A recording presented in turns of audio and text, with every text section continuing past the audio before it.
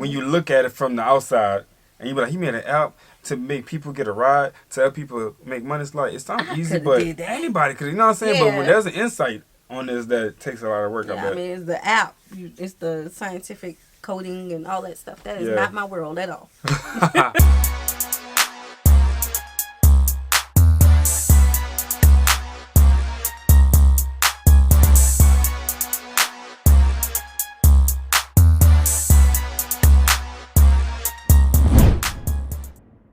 What's good, y'all? It's the Demouchets REACT, and we're back with another video. Who we got today, C? Today we're back with another American reaction. Super excited about this video. If you're new to us and we're new to you, make sure you scroll down, hit that subscribe button, and turn on the post notification bell because we're on the road to 200K. And we cannot get there without you guys, all right? Join the family. Without further ado, let's get into the video. When we think of the word entrepreneur, many of us conjure images of tech giants like Jeff Bezos, Mark Zuckerberg, Bill Gates, or Steve Jobs, the great movers and shakers of Silicon Valley. But up here in Canada, we've had our fair share of businessmen and women who have made a big impact in everything from tech to tea. And you'll be surprised by some of the companies they've been founded by or run by Canadians. So, let's take a look at 7 of the most influential Canadian entrepreneurs. But first, don't forget to like and subscribe to Whoa Canada for all the latest Canadian content. Number 7. Jon Molson. Let's start things off with a little history and beer. Jon Molson was the founder of Molson Brewery, the oldest beer manufacturer in Canada, and all of North America for that matter. Molson immigrated to Quebec from Lincolnshire, England in 1782 at the age of 18. At the time, Quebec was still part of the British Empire, and in the wake of their defeat in the American Revolutionary War, many British loyalists were fleeing to the safety of their northern territory.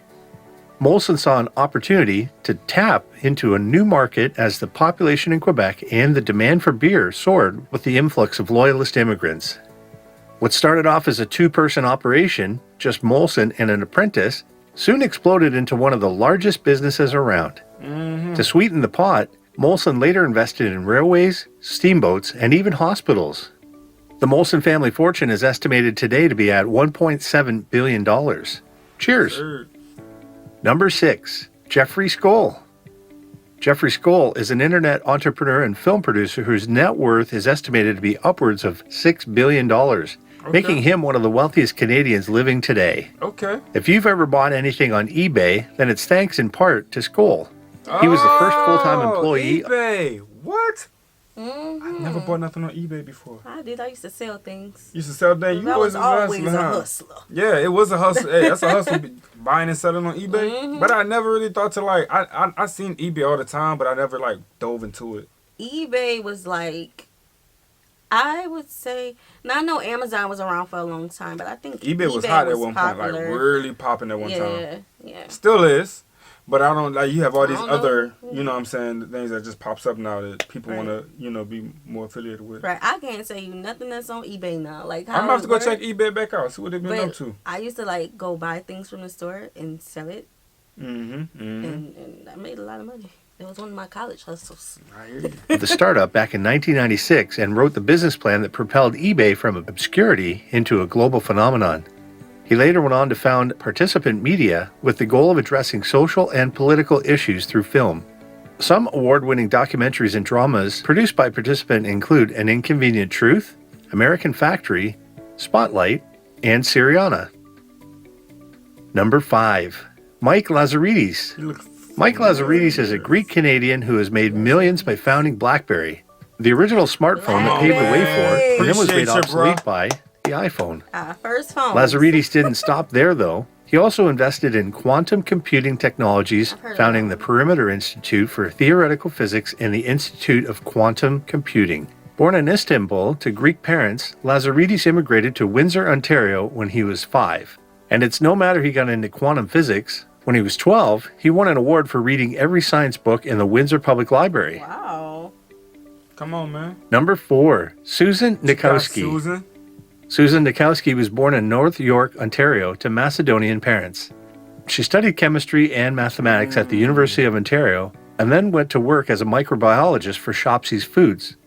She used this background to start Summer Fresh Salads, which catered specifically to people on the go needing a quick, healthy meal. Okay. Nikowski's background in chemistry also helped her develop packaging that kept her products fresher for longer, further solidifying her impact on the industry.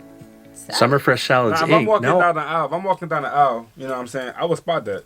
Yeah. It's very eye-catching. The color, the green, the way it's packaged and everything. It looks good. Yeah. Something I'll pick up, read to check out. Not knowing who she was at the time, but now we do know. But yeah, I feel like, and then people love to eat. Yeah.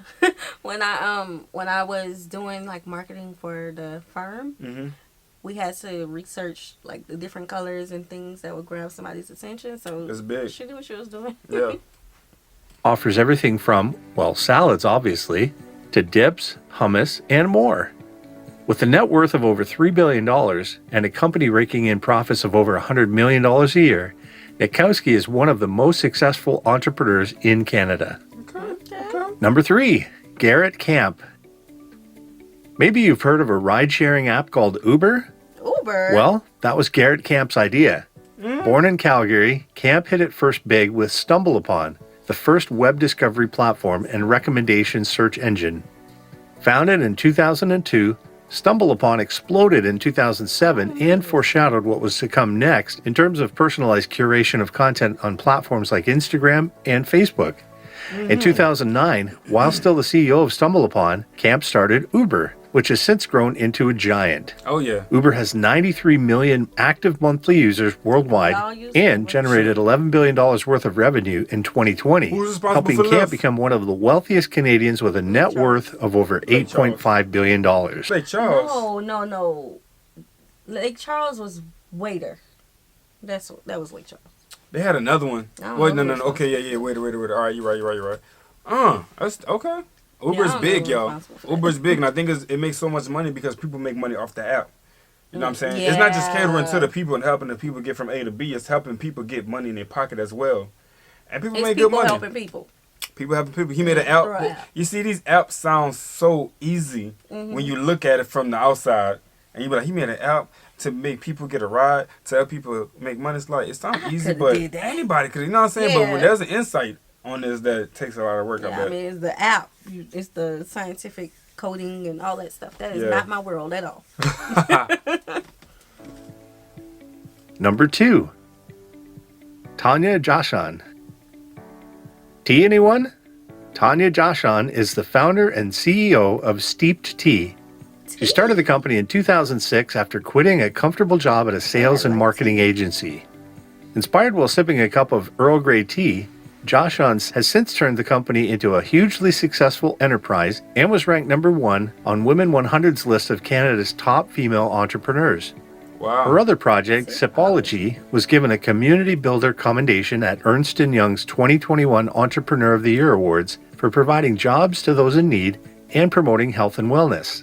Nice. Number 1, Sir Hubert Holt. Oh. Let's go back in time again to meet one of the most famous or infamous businessmen in Canadian history. Sir Herbert Holt was an Irish Canadian who immigrated to the Great White North when he was 17, where he apprenticed as a civil engineer and worked on building railways. Holt quickly became one of the wealthiest men in the world and eventually controlled over 300 companies, most of them in energy and textiles.